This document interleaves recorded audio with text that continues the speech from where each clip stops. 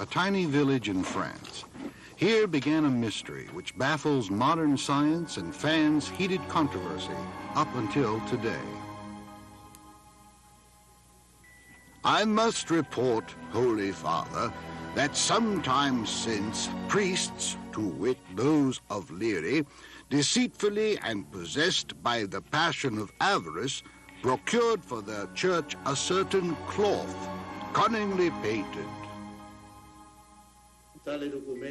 Based upon careful research, we have reached the conclusion that the Holy Shroud must date from a period between 1290 and 1360 after Christ, upon which, by clever sleight of hand, a likeness is depicted, falsely purported to be that of our Savior, Jesus Christ, as he lay in his tomb waiting for the resurrection.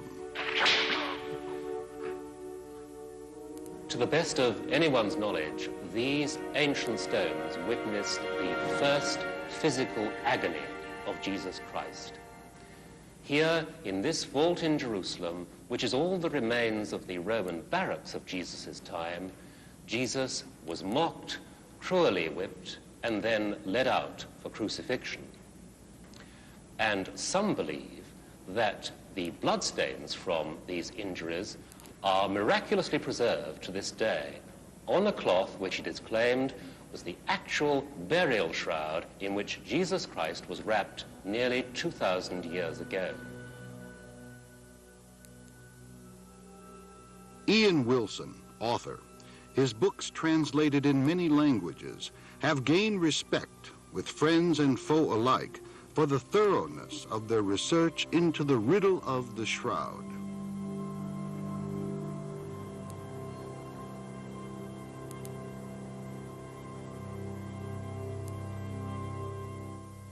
This time-scarred piece of linen over twice the length of a man is ancient, stained and scorched by fire. It bears a faint image, but with sufficient detail to convince pilgrims that they are looking at the shroud of Jesus Christ.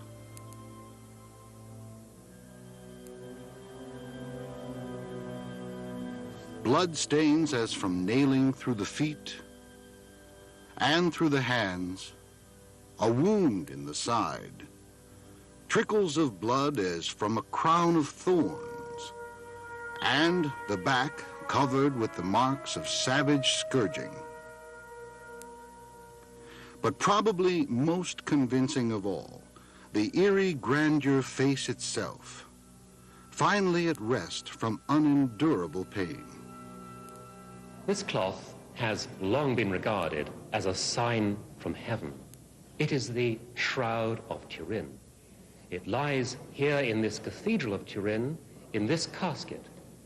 The cloth inside this casket bears an image believed by many to be that of none other than Jesus himself. An object of piety still, for decades it was the subject of research carried out by scholars from all over the world, and most confirmed the shroud's authenticity, until October 1988, when carbon dating undid the magic of the shroud.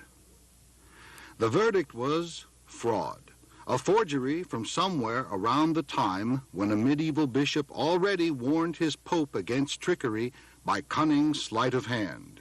Scientists involved in the research had scathing epitaphs for those who still believed the shroud to be authentic. There are indeed still people who believe that the Earth is flat, but of course no sensible person listens to them at all. And I'm sure there will be some flat Earth people on the shroud as well. But you're convinced it's a fake? Absolutely, 100% convinced. The verdict of science brought dismay among staunch shroud believers, and even anger, directed at the head of research, Oxford professor Edward Tite. Accused of a complot against the shroud, manipulation of carbon tests, and betrug or fraud, authors raged at Tite and his research method. Carbon dating, which dates organic matter by measuring how much radioactivity it has lost. I'm quite convinced that the shroud is medieval in date on the basis of the radiocarbon evidence. I think the important thing now is for people to accept that and to go out and try and find out how the image was formed on the shroud, rather than continuing to attack the radiocarbon date. Whatever date the shroud is, it's still quite an enigma. The shroud is an object of such intense piety and emotion that I can well understand the vehemence of those who argue that the carbon dating results must somehow have been rigged. But I know personally several of those who actually worked on the carbon dating. I'm convinced of their integrity and that they did a totally honest job. So why not therefore take their argument that the shroud really is the work of a forger as at least a starting point? What if, indeed, the shroud was forged sometime in the Middle Ages? What if some unknown artist put his brush on cloth and created a fake as cunning as it is brilliant? The question would never have risen but for an unexpected discovery almost a century ago. 1898, end of a century, a time of scientific progress which leaves no room for superstition. Everywhere the cold scrutiny of science reveals ancient relics to be fakes.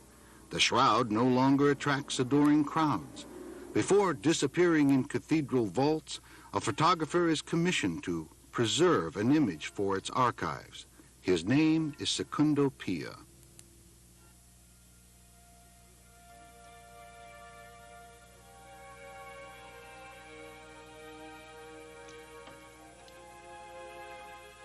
Secundo Pia discovers that the image on the shroud, hardly visible in reality, stands out clearly as a photographic negative.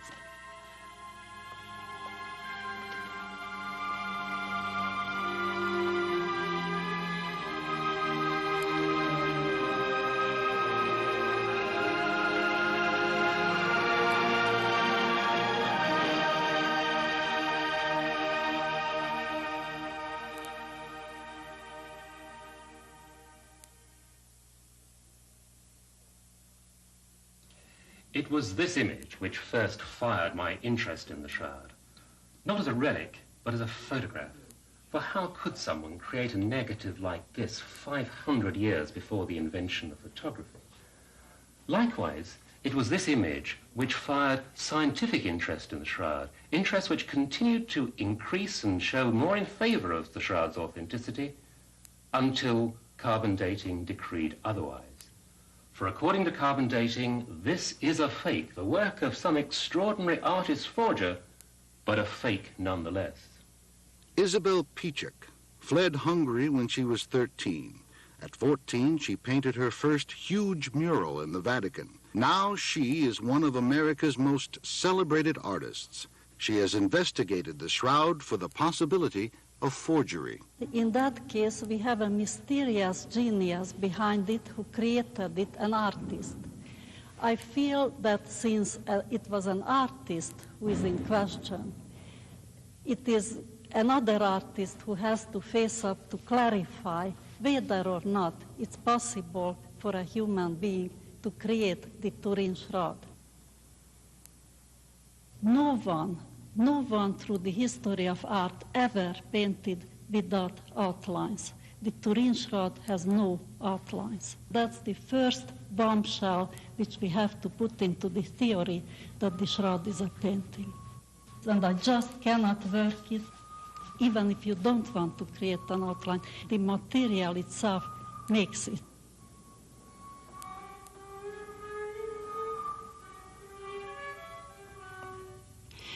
The second bombshell we can put into the theory that the Turin shroud is a painting is that the body of Christ on the shroud shows a strong effect of perspective, which is called in the arts foreshortening.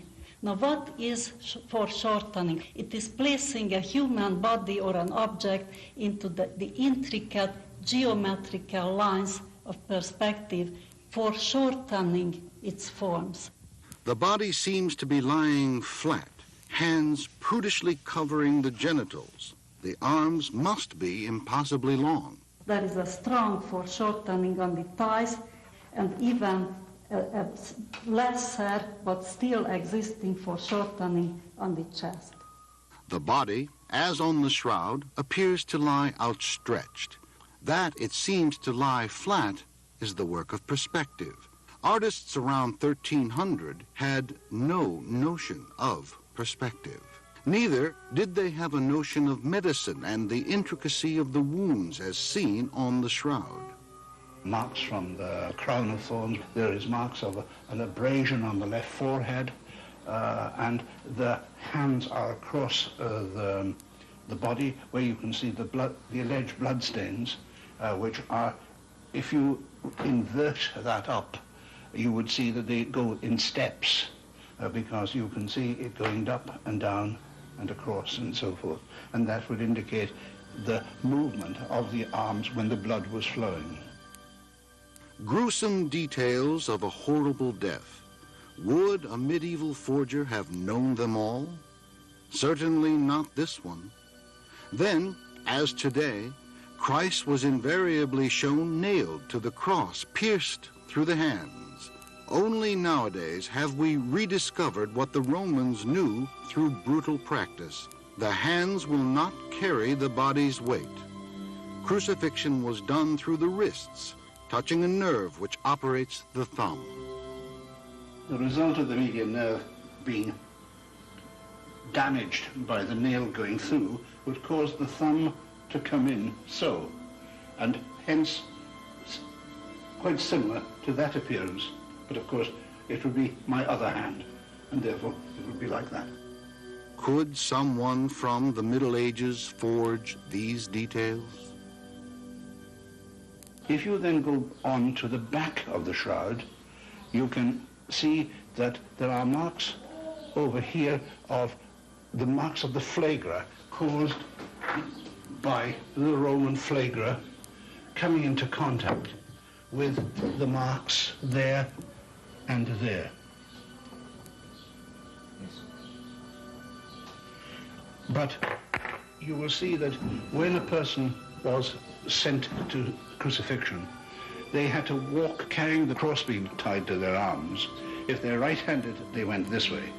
And if I pushed them to make them stumble, they went down on their left knee and their left forehead in that position.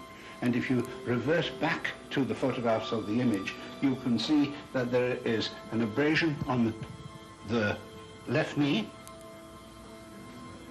the abrasion on the left forehead, and that is the angle of the bruised abrasions or chafing on the back.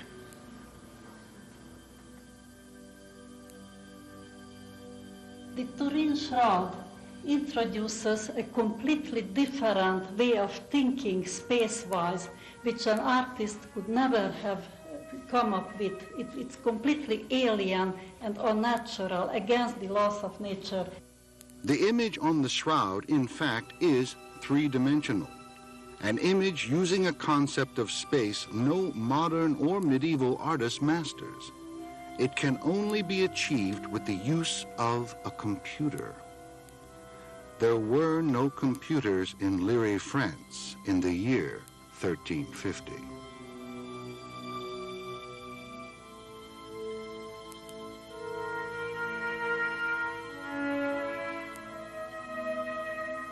Liry, France, a modest church, a small scattering of houses, many of them deserted. I first crossed this bridge some 5 years ago, and it's in fact even more dilapidated than it was then. But it was behind me that there stood the fortified house or castle of the local knight, Geoffrey de Charny, who lived around 1350 and who is the first certain owner of that most enigmatic of all religious relics.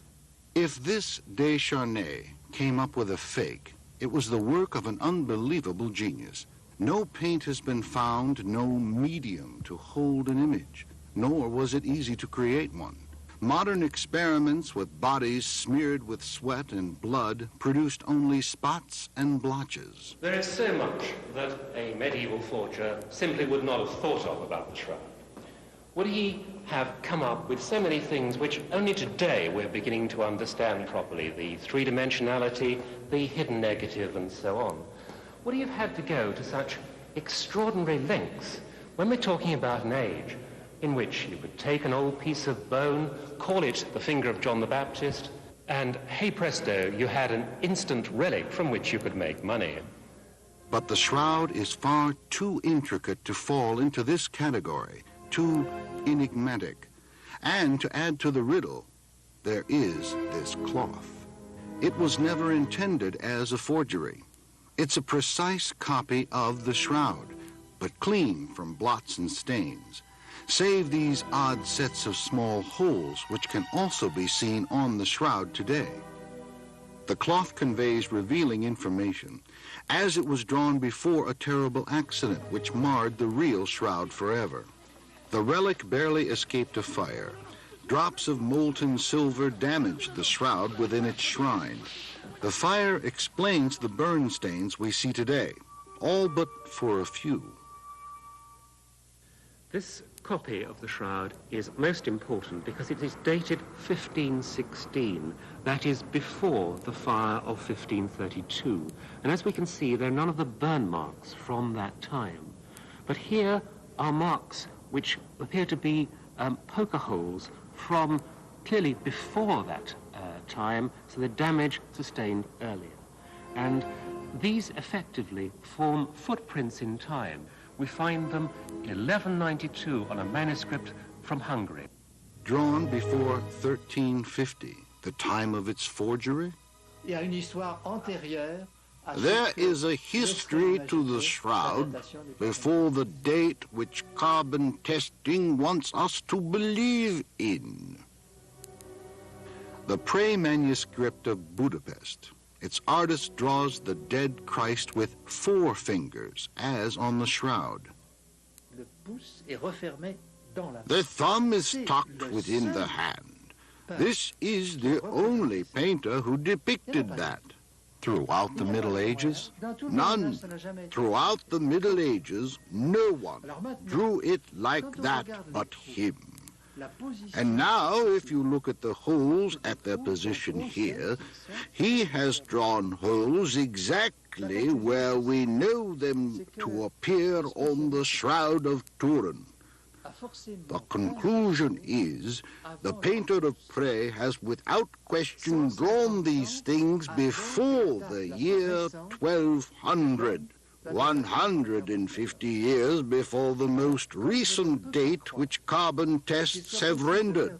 And as I cannot believe that it is possible to make holes in a cloth before its linen has been harvested, it is inevitable that we are forced to reconsider the dating of carbon-14. Traces deeper down in history. American Alan Wanger has made a special study of them.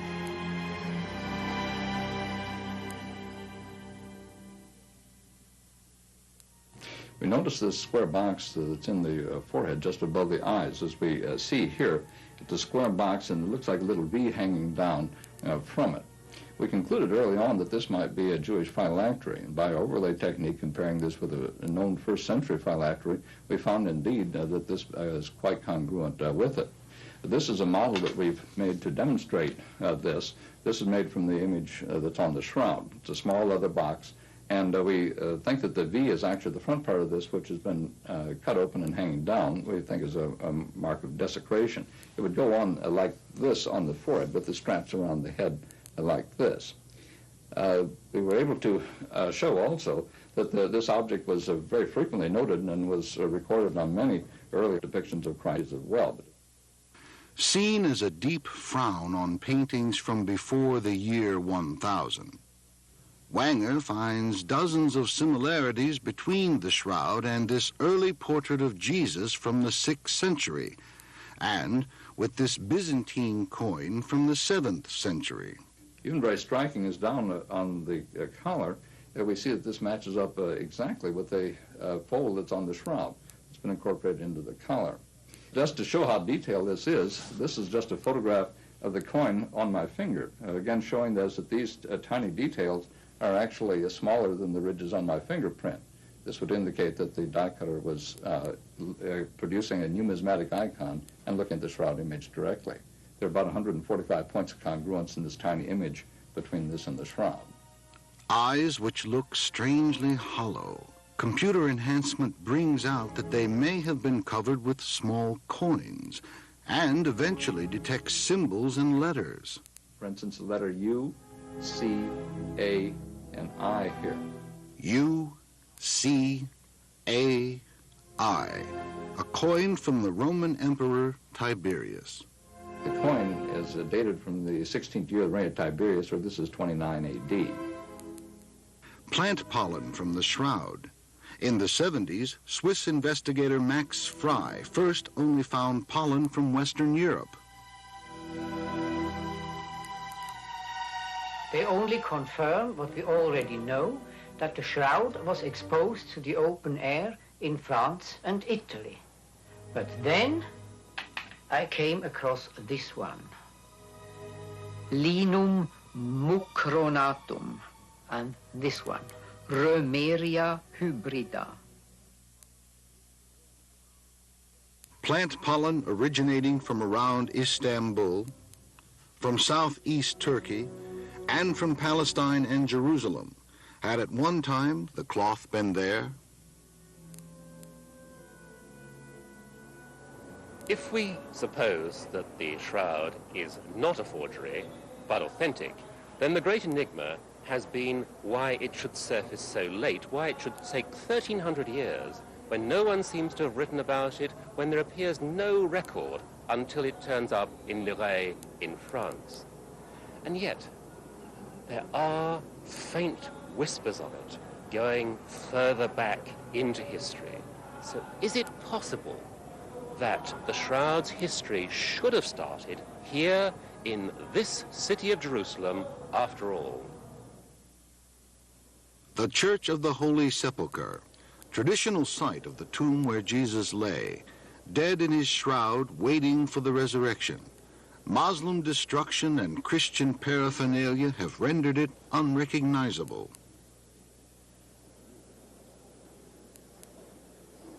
This is probably not the actual tomb in which Jesus was buried, but it does give us the closest idea of something of what it would have looked like. And if there are indications that the shroud was here in Palestine, then it's here its history would have begun. But why did it not surface right from the beginning?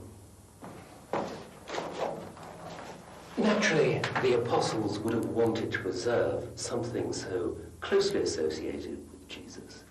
But because it bore a human image, it broke Jewish law, the same law which also decreed as unclean anything that had been in contact with a dead body. But if the shroud's history really did begin here, what happened to it? A tantalizing tradition echoing down through history may provide the answer. An ancient icon of the Holy Face, borne with veneration by Italian priests. The Byzantine silver work represents the first and original story of the Holy Cloth. It depicts King Abgar of Edessa on his sickbed.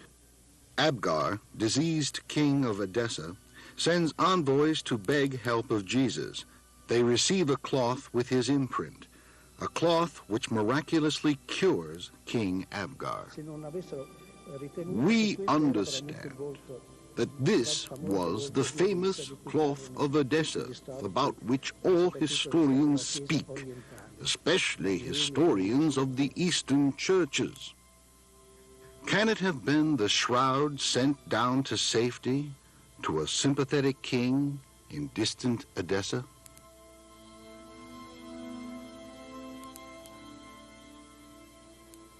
It is now the Turkish town of Urfa. Jesus' earliest followers did travel here, and under its king, Abgar, Edessa was the first town to become Christian. Later, paganism returned, and legend has it that persecuted Christians hid the cloth in a town wall. Only 500 years later, it is accidentally found again, and Christianity, now the ruling creed everywhere, recognizes it as not made by hands of man, Christ's image once given to King Abgar. This is an early Byzantine painting of the event, but curiously, not the entire body of Christ is depicted, only the face. And I'm convinced that here lies the key for why there is no apparent record of the shroud for the first 13 centuries. You see, in Greek, the mandylion was called tetradiplon, which literally means doubled in 4. And when you try folding the shroud in this way, what you have left is just the face, curiously disembodied. Folded to disguise it as a grave cloth? It became known throughout the East as the mandylion, the holy relic of all Eastern Christianity.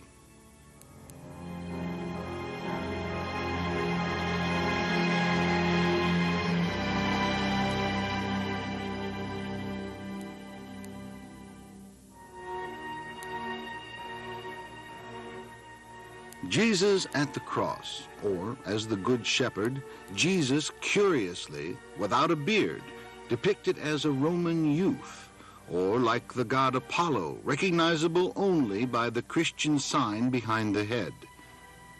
For several hundred years, artists had no idea what Jesus must have looked like. But suddenly, after the discovery of the mandylion in Edessa, the picture changes.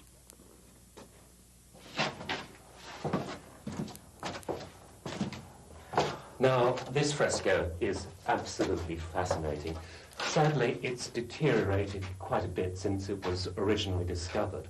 But the important feature can be seen from this earlier photograph, and it's a topless square between the eyes, which is identical to what we see on the Turin shroud.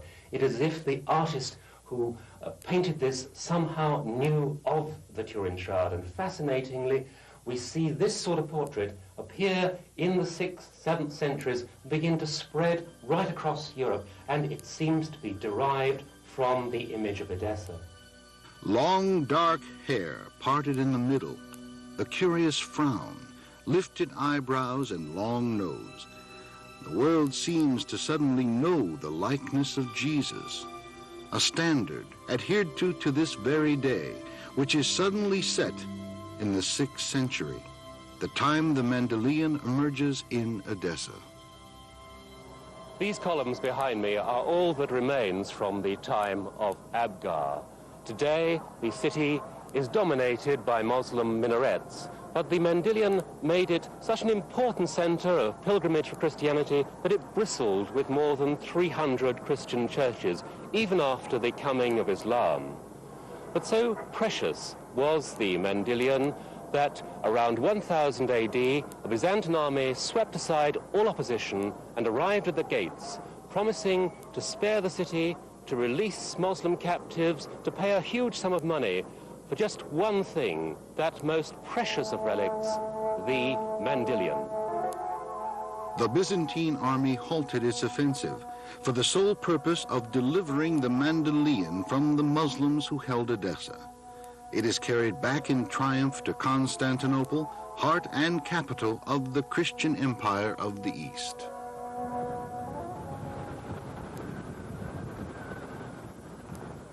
These ancient faces stared down upon the Byzantine army as it returned victorious with the mandylion to Constantinople.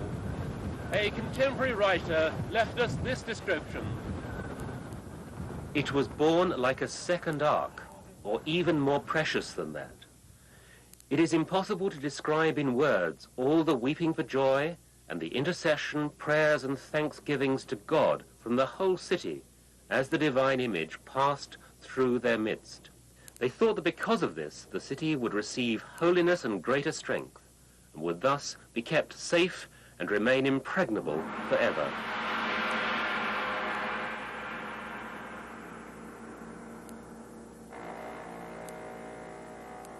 The people believed there existed only a face, because this cloth of Edessa had been folded 4 times over. It was a tetradiplon. That had happened because it could have been considered an idol if the entire image would have been shown.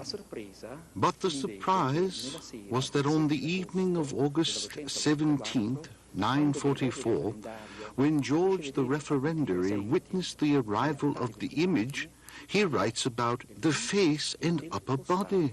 And we have another testimony. In this description, there is clearly talk that the image of Edessa comprised the entire body of Christ. Nothing any longer remains of where the Mandylion was kept in Constantinople, accessible only to the emperor, his nearest kin, and the highest clergy. It was only at a moment of extreme danger that it was shown to the ordinary people to give them courage and assurance of divine protection. Was it at this time that it was shown unfolded with the figure fully visible? Certainly that is how a visiting French soldier saw it, who gave us this description. A cloth displayed up straight, so that the people see the entire figure of our Savior. The word French crusader Robert de Clary uses for the Mandylion is Sidoine, shroud. The year is 1203, the hour of the city's greatest need, for Robert de Clary is part of a huge crusader army camped before the walls of Constantinople. Meddling with succession to the imperial throne, the Crusaders fall upon the city and deliver it to sack and slaughter, from which it will never recover.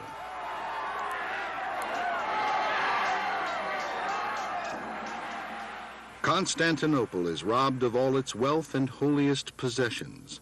The Mandylion disappears without a trace.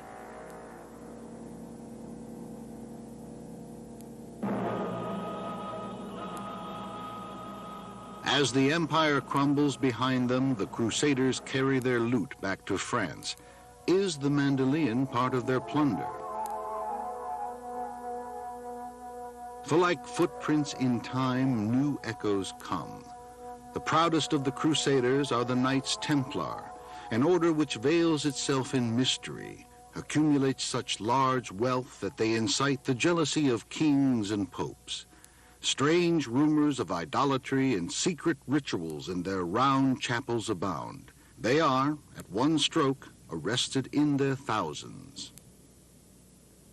All the Templars denied idolatry, but among their confessions, brought out under torture, were these.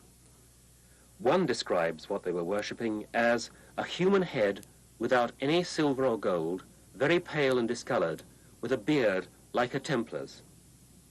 Another says the head had 4 feet, 2 in front and 2 behind. Do these garbled confessions attempt to describe the Mandylion or the Shroud?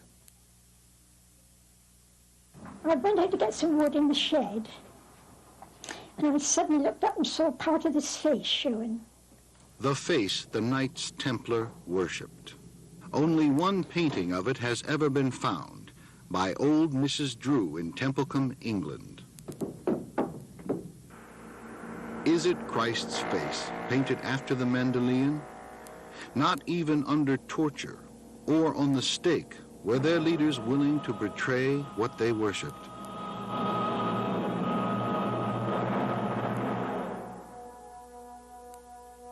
The last to burn were their leaders, Jacques de Molay and his second, Geoffrey Descharnay.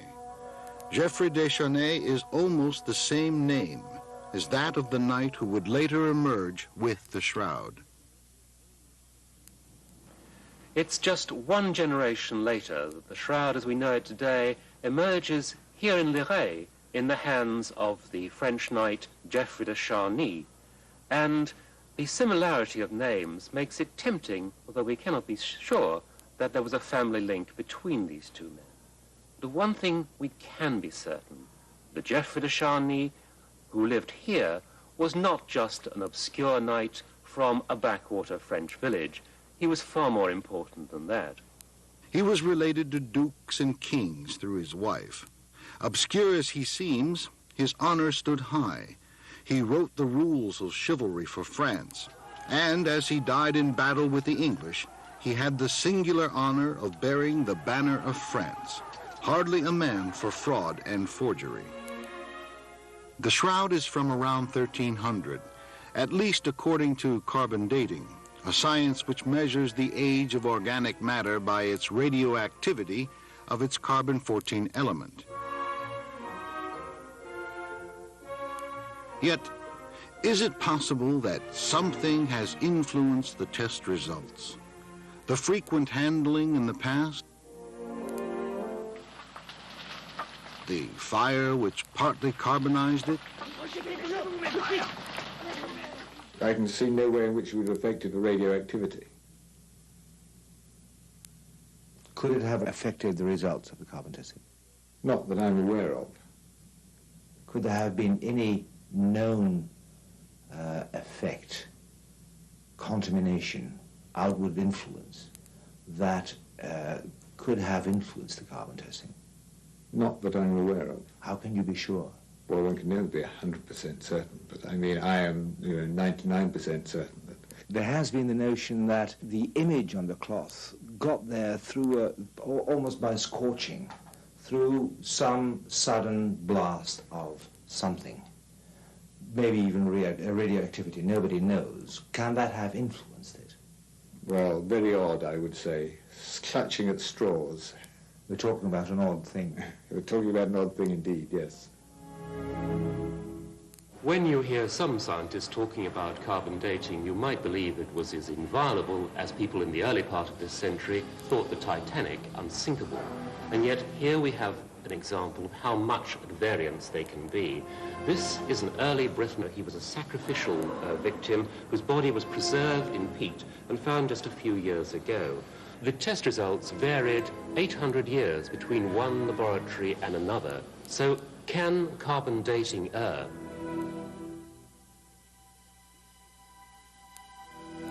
This is Santorini, once virtually wiped out by a huge eruption which shook the Mediterranean and may explain a part of the Bible, the flood which caught Pharaoh's army in pursuit of Israel. One laboratory dated it 2600 BC, another at 1100 BC. This is Mummy 1770 of the Manchester Museum. A radiocarbon laboratory produced the astounding calculation that the bones were 1,000 years older than the bandages in which they were wrapped. A young Russian specialist, winner of the Lenin Prize, and his Moscow laboratory think carbon testing may well err. Linen textile contains of cellulose, and this specific molecule contains much more carbon-14 and carbon-13 comparable to other molecules of this plant. It means procedure of manufacturing of linen chemically is the process of enrichment of textile by carbon-14 and 13 comparable to the flax.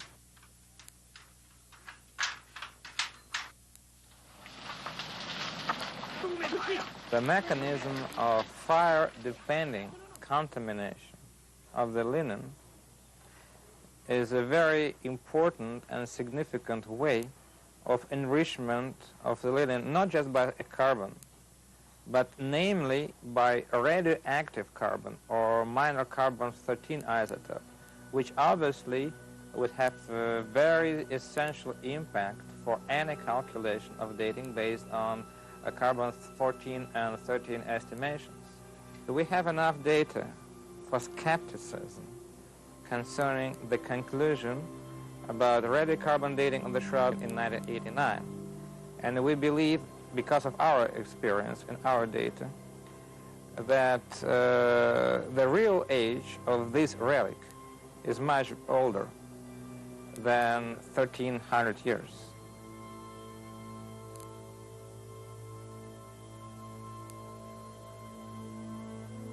On the Turin shroud, there are no easy answers. It is either most incredible, most unbelievably ingenious fraud, or the most awesome relic of all time? In the very teeth of the carbon dating, this question remains. Was this you, Jesus of Nazareth? Were these the lips that spoke the Sermon on the Mount? Is this the face that is to be my judge on the last day?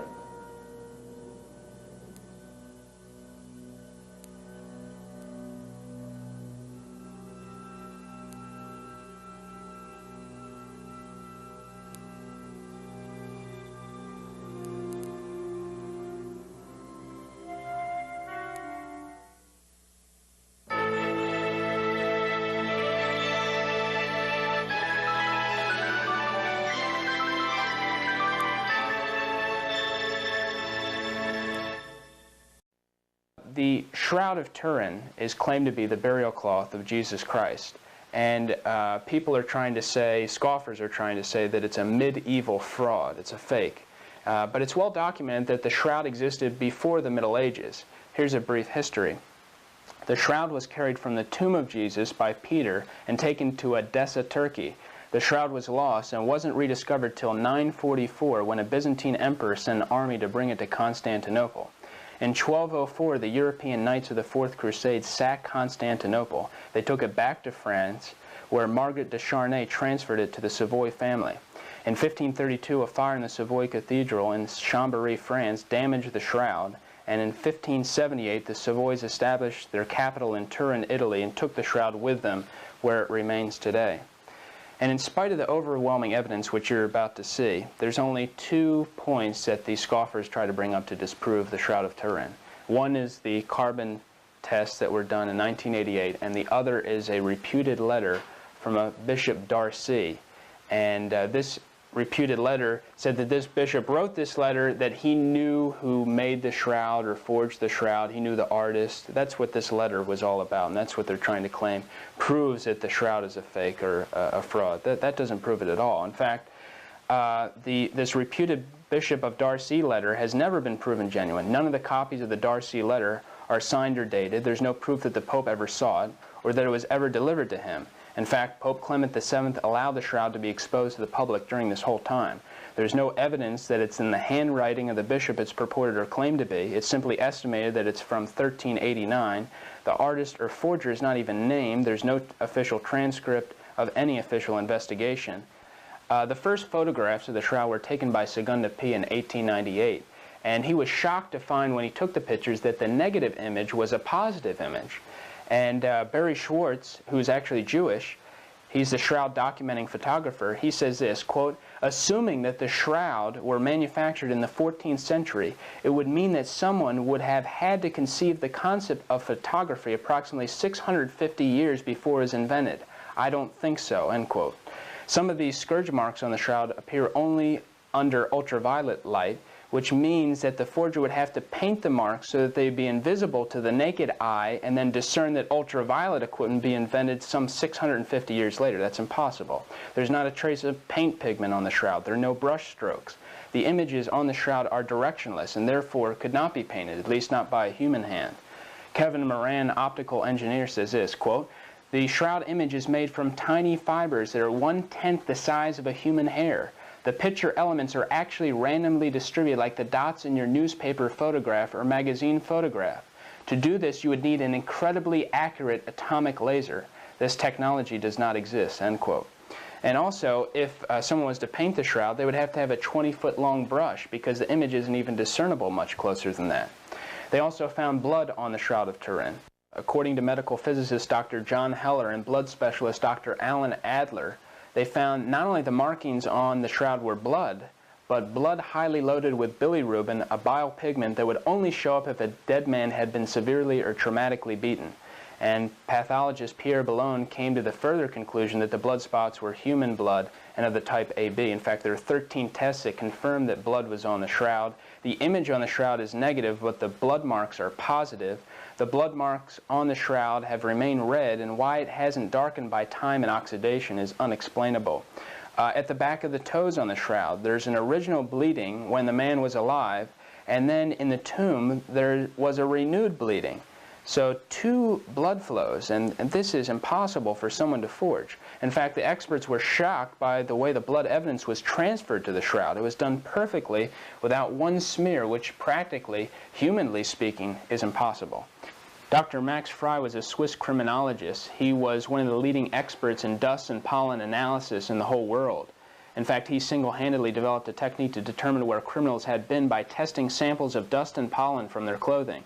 And he was consulted on many crimes by police forces of many nations. Dr. Frey's objective was very simple. If the shroud was forged in France in the 14th century, then only the French or Italian pollens will be found in the cloth. But his exhaustive analysis found some 58 specific pollens, only 17 were native to Europe. The rest were from Palestine and southern Turkey, the site of Edessa and Constantinople, and this meant that the shroud had been in these places at some time in its history. In fact, 13 of the pollens come exclusively from Palestine and are growing in Israel today. Professor Reyes Louvain found in the shroud linen microscopic bits of cotton under the microscope, and not just plain cotton, but cotton with a certain number of twists per centimeter. We have to realize that cotton has a different number of twists per centimeter depending upon what country it's from. And cotton grown over here, for example, has 20 to 25 twists, and cotton grown over in the Middle East has 8 to 10 twists, and the cotton found in the shroud has about 8 twists per centimeter, so it fits exactly the kind of cotton that's in the Middle East. And cotton isn't even grown commercially in Europe. They found on the shroud many highly accurate images of many flowers, many hundreds of these, 28 specific flowers they found to a good degree of accuracy. All these flowers, what's important about these flowers, they all grow in Jerusalem or within 12 miles of Jerusalem. So whatever produced the image on the shroud also produced a high energy field producing many images of every object that was in the shroud itself, and hence we have a highly accurate image of these flowers. They've also found dirt on the footprint of the cloth, and this dirt has been found to come from Jerusalem's Damascus Gate and nowhere else. And they found 3-dimensional information in the Shroud of Turin. And this is incredible because we have to realize that a painting or photograph only has 2-dimensional information, height and width. And the shroud has been found to have 3D information, and they put it under a special machine called the VP8 analyzer. And the VP8 analyzer found that in the shroud image there is encoded 3-dimensional information which an artist could not have put there. It's also a Jewish custom when people die to put coins over the eyes when laying the corpse out for burial. And in the test that they did, examining the Shroud of Turin, it looks like there's a coin over one of the eyes, the right eye. And this coin has 24 coincidences with a coin called the lepton, which was put out by Pontius Pilate between 29 and 36 AD. And when you look at this coin, you notice the staff. Remember the staff and the letters UKAI. And now we're going to look at the shroud, reproducing it closer and closer, larger and larger. And under high magnification, Father Philas found this. You can see the staff and the letters UCAI. And Father Philas was shocked to see this. But he wondered why there was a C instead of a K. But in 1981, at the British Museum, he found 2 coins that had a C instead of a K. So this information would throw forging completely out of the question.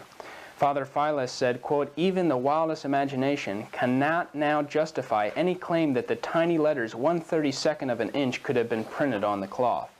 Other features that prove the authenticity of the shroud, the locks on the side of the face is a Jewish custom. The body on the shroud is not even straight. The abdomen appears swollen, showing that the cause of death was suffocation. The legs on the shroud are not broken, and the Romans who crucified their victims always broke the legs of the crucified. And this goes back to Exodus 12:46, where it says that they wouldn't break a bone in his body. The blood flows. We have to realize that when you're crucified, the hands fall to a 25-65 degree angle, and so the blood flows a certain way, and it's exactly, the blood flows on the shroud show that it was of a man who was crucified. In fact, studying the photos of the shroud caused Dr. Pierre Barbieri, chief surgeon of the St. Joseph Hospital in Paris, France, to say this, quote, "If this is the work of a forger, then the forger would have to be a trained anatomist, for there is not a single blunder." And basically, you also have, on the shroud, you have when a nail pierces the median nerve in the wrist, the thumb goes automatically into the palm, and that's what's shown on the shroud. And this wouldn't invalidate the prophecy, "They have pierced my hands and my feet, I can count on my bones," because anatomists in all countries and throughout history have understood the hand to consist of the wrist, the palm, and the fingers. And this is a picture of a Roman scourging device called the flagrum. And you'll notice it consists of a handle onto which are 3 leather strips that are attached. And each of these leather strips have a dumbbell-shaped object attached, metal object. And this device was used by the Romans as a means of punishing an individual by beating his body with stripes. And if you look at the size of the dumbbell-shaped object on the end of the flagrum, it fits perfectly into the wounds on the shroud.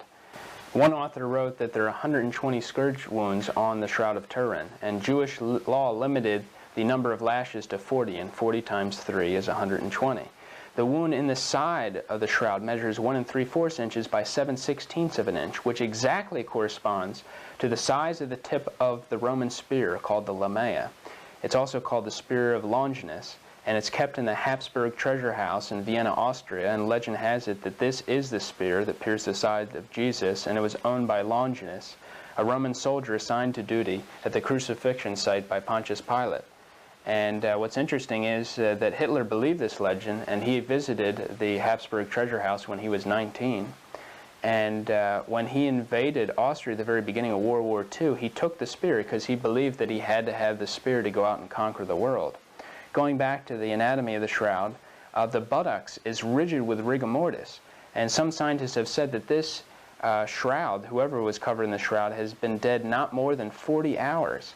Forensic pathologist from Los Angeles County, Dr. Robert Buckland, finishes his analysis of the shroud by saying, quote, "The evidence of a scourged man who was crucified and died of suffocation is clear-cut.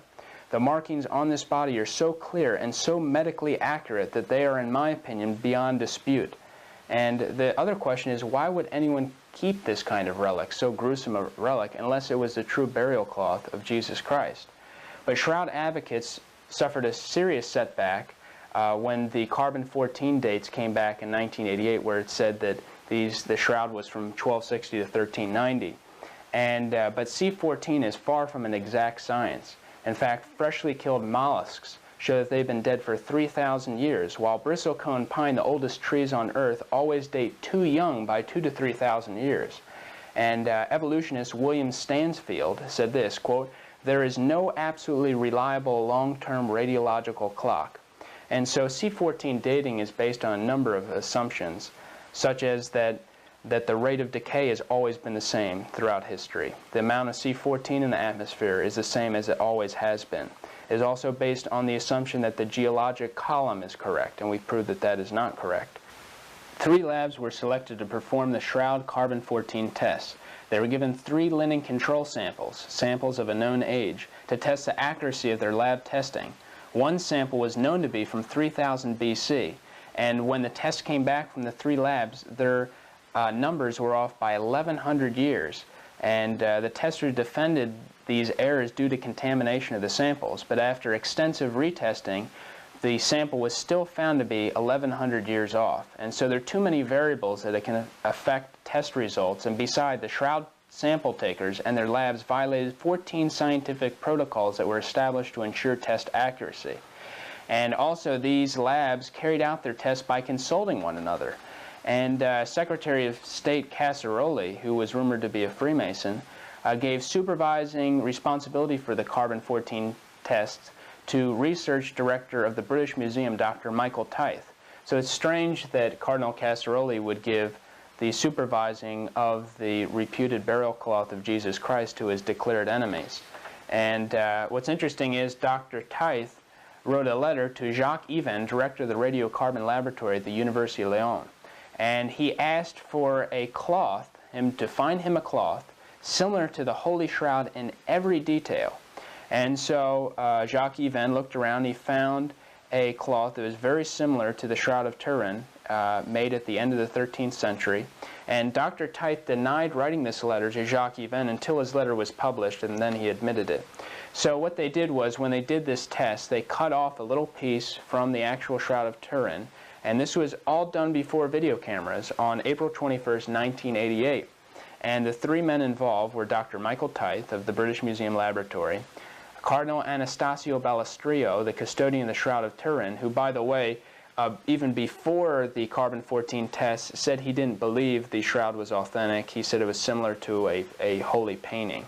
And Professor Luigi Ganella, the Archbishop's science advisor. And so they cut the piece off the Shroud of Turin, and then these three men went to a separate room where no video cameras could go. No one could go. And what these three men did in this half an hour that they were by themselves with the piece of the Shroud of Turin, no one knows, because these men have never told anyone what happened during these 30 minutes. And it becomes apparent, though, that there is a substitution of cloths. And the size of the cloth that the labs tested, the three labs where this piece of shroud was sent to, is not the same that was cut from the shroud. And for some reason, the Tucson lab received 2 shroud samples. At first, everyone denied this, and then later, everyone admitted it. In fact, we can't get the samples that they tested because in carbon-14 dating, the samples are destroyed. The chief tester at Zurich, Switzerland, Dr. Woofy, he stated publicly, even before these tests, that he thought the shroud was a fake. So all these people that were involved, or most of them, seemed to not believe in the shroud anyway. So they had a biased agenda to find that the shroud was a fake. And so that's what they were looking Exactly. That's the way it looks. And when these supposed results came back from the 3 labs that it was between 1260 and 1390, Professor Ed T. Hall and Dr. Tithe of the British Museum held their own press conference, and written in large numbers on a blackboard behind them were the supposed results, punctuated by an exclamation point, 1260 to 1390. The London Daily Telegraph of March 26, 1989 tells us of some of the possible motives. They reported on Good Friday, March 25, 1989, 45 businessmen and rich friends presented to Professor Ed T. Hall of Oxford £1 million notable for his services in having determined last year that the Shroud of Turin was a medieval fake. Hall said that he was using the funds to create a new chair of archaeology science at Oxford to be filled with Dr. Michael Tithe.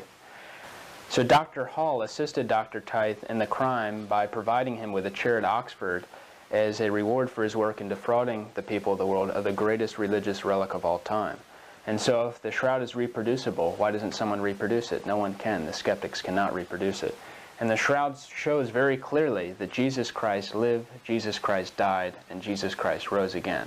Under the beard, in the area of the neck, we found an oval-shaped object of about 11.5 by 5 centimeters, showing on the surface in relief what appears to be 3 Hebrew or Aramaic letters.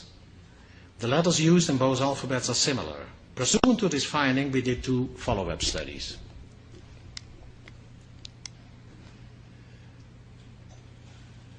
You can see under the beard, in a hologram, 1, 2, 3 shapes.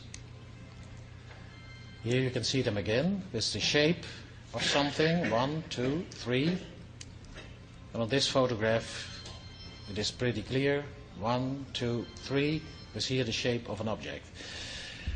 I was very well aware about the criticism of many people on images that were found on the shroud. So when I saw the letters for the first time, more than 2 years ago, I kept very quiet about this, and I set up a set of experimental studies to confirm what I had found before I came out with this. So first of all, what I did was this. We researched photographs of the 3D studies that were done by Dr. Jackson Jumper, Professor Tamborelli, Professor Nello Balosino, Aldo Guareschi with his photorelief technique. They all contained the vertical relief properties observed in the hologram, confirming the presence of an object under the beard. Here you can see the work that was done by Aldo Guareschi with the photorelief technique. And you can see that there is clearly here a vertical relief, the same like you see in the face, or the same like all protruding parts here, or the fingers, or whatever. In every 3D study, it shows up right away. There's a vertical relief here. There's a vertical relief here again. Like here you see a fold. This is also a fold. There's a little fold on the top of this, but under it you see very clearly the shape of a solid object. Here it's visible again. I have more photographs of that, but this is basically the studies that we did to confirm that there is something solid under the beard. There was something solid under the beard. This is the copper image that is in the Museo della Sindone in Turin, specially made for blind people, and here you can see very clearly that there's a vertical relief. You can also see on the surface that there are vertical reliefs on the surface itself. The next step that we did was this. We researched many photographs of the face taken by different photographers. And we had an opportunity in November 2007 to have access to the extensive collection of the 1978 photographs of Vernon Miller. The photographs of Vernon Miller were donated by Vernon to Tom de Moulin in Raleigh, and he made them accessible to us. Many of these photographs showed the oval outline of the object, and several of them the shape of the 3D letters. According to photographic experts that we consulted, the reason the letters are visible in some photos and not others, but the shape in others, could be due to differences in depth of field resulting from different lighting conditions and aperture settings chosen by the photographers. Here you get a series of photographs. For this you need your 3D glasses. This is a 3D study, I forgot to mention this. This is a 3D study that we did, specifically concentrating on the neck area. So don't look at the rest of the face, but you can see really like floating in the air, something 3D with 1, 2, 3 letters. Now you can take off your glasses again. I have a sequence of photographs where you can see that there is grayscale information here. Here again, there's always the grayscale information here. Even on very vague photographs, Gian Durante, there is grayscale information. Here again, there's the grayscale information here under the beard. The 3 letters were identified. What I did was I made, being a sculptor of course, I made an example of what maybe what is. And looking at the 3D studies, you can see that there's something in relief on top. So the letters are seemingly in relief like this. The 3 letters were identified, reading from right to left, as one does in Hebrew or Aramaic, as Ayin, Aleph, and Nun. Now, calligraphy used to be my hobby. And as the letters of these alphabets are written in calligraphic form, in the past I used them many times to exercise my calligraphic skills. So I was very familiar with the shape of the letters. That's why I recognized these letters, because normally if you don't know the alphabet you wouldn't even recognize it. However, I do not read Hebrew or Aramaic, so in October of last year, being in Jerusalem, I consulted experts in Old Hebrew and Aramaic.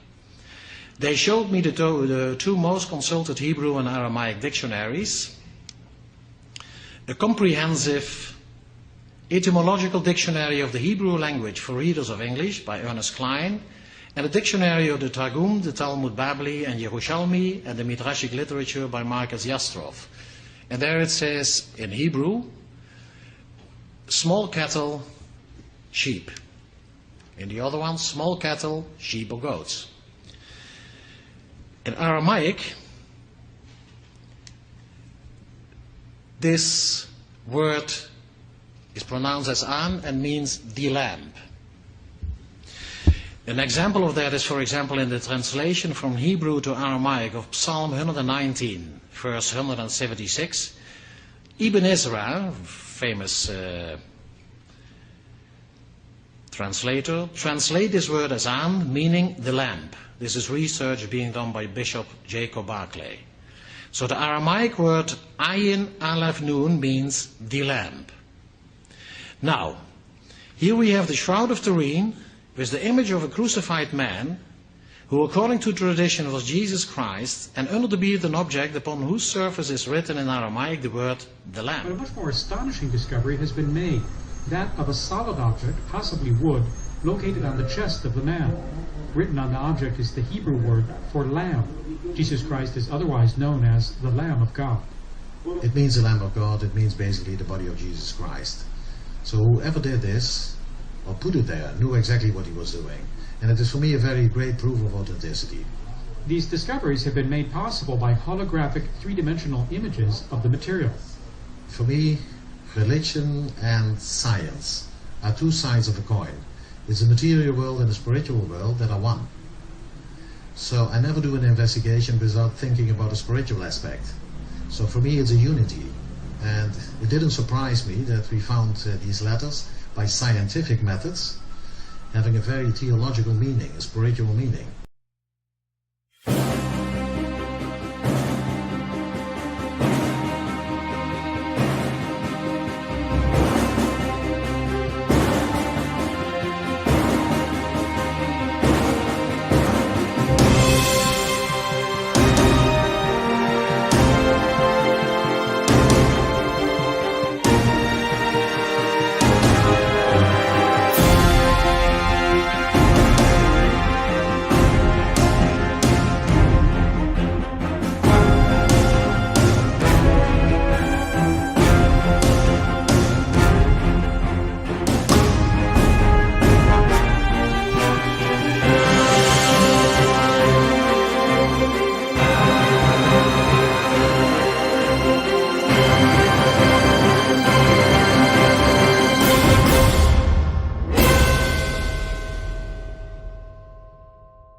Hi, it's Lynn Oz, and we are going to talk about a subject that has been a hot topic for many years now, and that is the Shroud of Turin. There's a lot of skeptics and a lot of believers. I've got with me tonight Barry Schwartz, and he was the official documenting photographer for the Shroud of Turin Research Project, or known as STURP, the team that conducted the first in-depth scientific examination of the shroud back in 1978. Today, Barry plays an influential role in shroud research and education as the editor and founder of the internationally recognized Shroud of Turin website, that is www.shroud.com, the oldest, largest, and most extensive shroud resource on the internet, with more than 15 million visitors from over 160 countries. In 2009, Barry founded the Shroud of Turin Education and Research Association, known as STERA Incorporated. It's a nonprofit corporation to which he donated the website and his extensive shroud photographic collection, as well as many other important shroud resources in order to preserve and maintain these materials and make them available for future research and study. He currently serves as the president of STERA Incorporated.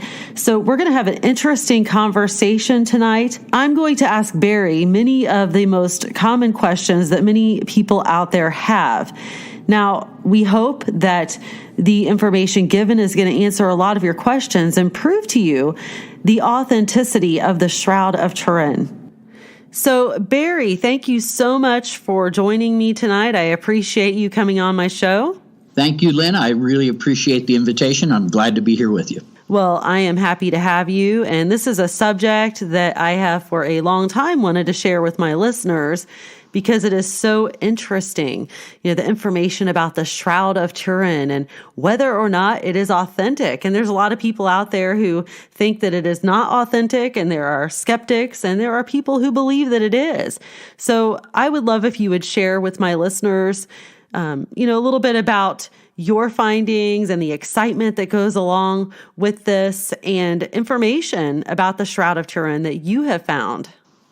Okay, well, let me begin first by explaining to everyone that when I was first approached to be on the team, that the STURP team, Shroud of Turin Research Project team, that was destined to investigate and examine the shroud, because I'm Jewish, I felt very uncomfortable getting involved in what I perceived to be a Christian project, so I originally said no.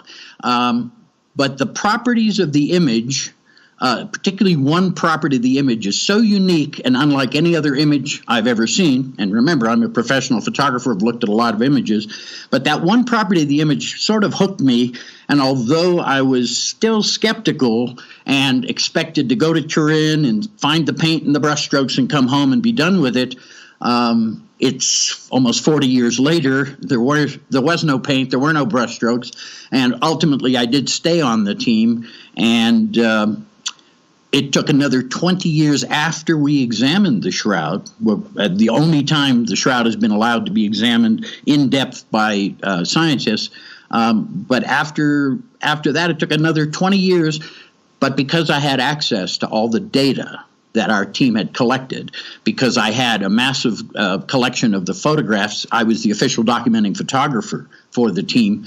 So I documented the event, and because of those photographs, of course, I stayed active in making them available. But because of all that, I was still totally skeptical, and it took almost 20 years of dealing with the collective data before the evidence was so overwhelming that there was only one conclusion left, and that is this has to be exactly what it's purported to be.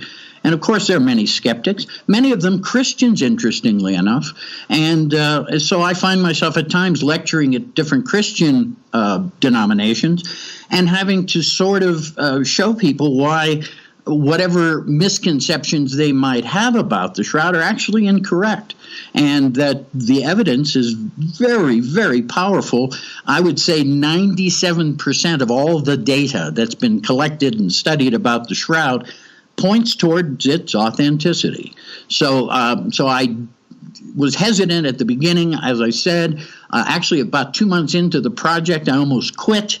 But I mentioned it to one of our newer team members at the time. His name was Don Lynn. He was head of imaging on the Voyager, Viking, Mariner, and Galileo projects at the Jet Propulsion Lab for NASA. So here he was, this NASA imaging scientist, my hero on the team, Catholic. And one day I said to him, "Gee, Don, what's a nice Jewish boy like me doing on this team?" And he looked at me and said, "Apparently you've forgotten that the man in question was a Jew." And I said, "No, I knew that. I didn't know a lot about Jesus. I was raised in an Orthodox Jewish home, but I knew he was a Jew." And then Don said, "So you don't think God would want one of his chosen people on our team?" And then I laughed, and I said, no, I never thought that. And he gave me some great advice. He said, "Listen, Barry, go to Turin, stop complaining, go to Turin, do the best work you can do. God doesn't tell us in advance what the plan is, but one day you'll know." And on those words, I stayed on the team. And of course, 20 years later, after the evidence convinced me, I came to realize and had been offended at times by media reports on what our team did or on even about the shroud itself. And I felt that there was a need for the public to have access to this information that I was so privileged to have in my hands.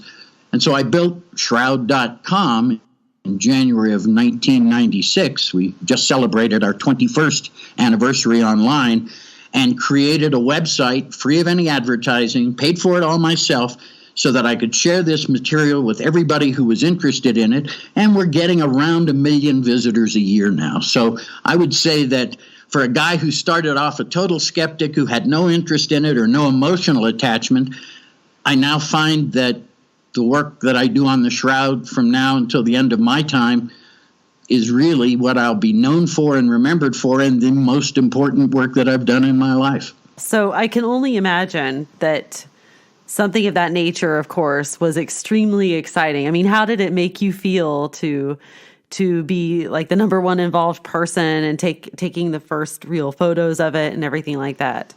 Well, actually, the first photographs of the shroud were made in 1898 by a gentleman named Secundo Pia with a monstrous big camera and big glass plates and fluctuating lighting in the Royal Palace of Turin where he photographed it. But that ushered in the era of science and the shroud, because once photos became available, it became much wider known. Before those first photographs, the shroud was only known in northern Italy, perhaps in eastern France and perhaps in Switzerland, but outside of the northern Italian area, not many people knew about the shroud. So that first photograph, although the quality technically was limited by the technology of 1898, still provided, I think, an opening for the scientific era. And I think most people who study the shroud view those first photographs as the ushering in of the scientific era of shroud research. The testing that was done on the shroud, sure. There was some skepticism about that. Apparently, it was alleged that there was a patch or repair that had been done to the piece that was tested, and so that the test, of course, would then not be accurate. What are your feelings and your research about that? Sure. What you're referring to is the small piece that was removed from the shroud in 1988, 10 years after our team examined the shroud. And that little piece was cut out and was radiocarbon dated, and they came back with a medieval date.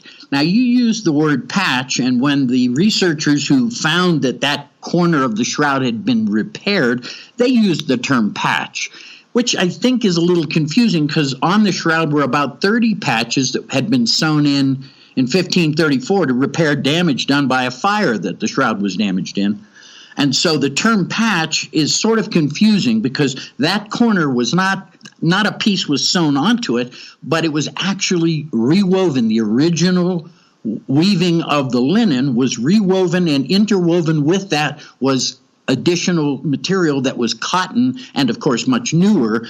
And so when they dated that corner, they were not dating the cloth of the shroud as much as they were dating an area that had been repaired using a technique that was perfected in France called French invisible reweaving, designed for tapestries that were imaged on both sides so that it was virtually undetectable to the naked eye. In fact, the chemistry of that corner has now detected that once they repaired it and they sewed in the new material, the color of the new material did not match the old, so they applied a dye. And we have characterized that chemically. We know exactly what dye. It's rose madder from the madder root plant, a common dye used in medieval times, and that was applied to the area that had been repaired to match the color of the rest of the shroud. If you were to look at a photograph of the shroud today in that corner, you would, or at least the photos I made in '78, you would see that area that had been repaired was a different color than the rest of the shroud. So when they took that piece for radiocarbon dating, in effect, they were dating a repair that was probably done in the 16th century, which would have skewed the date dramatically from 1st century to about 13th century. And so I've always chastised my friend Joe Marino for using the word patch when in fact it was a reweave or a repair would be much more accurate. Well, so have they retested since then on areas that were not touched up or fixed? Are they going to retest it? Well, what's the situation with that? Good question. No, they have not done any further testing. They have not permitted any further testing. And I mean, think about this. Every time you do a radiocarbon dating test, you are actually cutting a piece off and burning it and carbonizing it and measuring the gases that come off the completely destroyed sample. So the folks in Turin, the authorities who control or in charge of the shroud, certainly don't want chunks of it cut off to do multiple tests. The sadness about the 1988 radiocarbon dating is that they only took one sample from one corner, first cut it in half and put one half aside, then took the other half, cut it in thirds, and gave it to the 3 carbon dating labs. So basically, all the 3 labs tested the same sample, and in real science, when you have something as big as the shroud, it's 14.5 feet long by 3.5 feet wide, to test only one little corner and then draw a conclusion about the entire shroud is just bad science. And so, but no other testing has been permitted. Only one little piece was tested, and based on that one test, they claimed a 95% certainty that the shroud was not old enough to be the burial shroud of Jesus.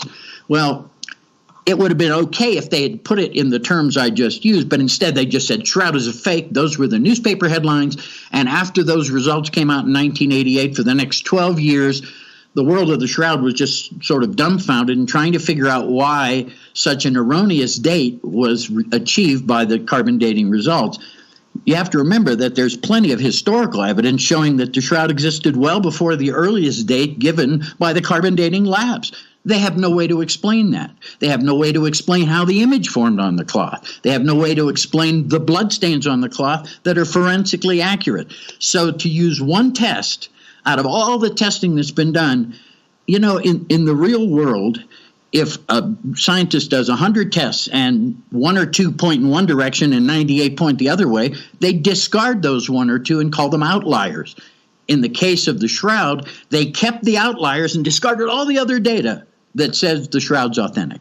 So I was very offended by that because I knew better. I knew about some of the historical evidence that shows this cloth was around way before the earliest date they gave. So it was very frustrating, and it took 12 years until Joe Marino and Sue Benford presented a paper at a conference in 2000 that said, look, the carbon dating got it right. The piece they tested out exactly as they described it.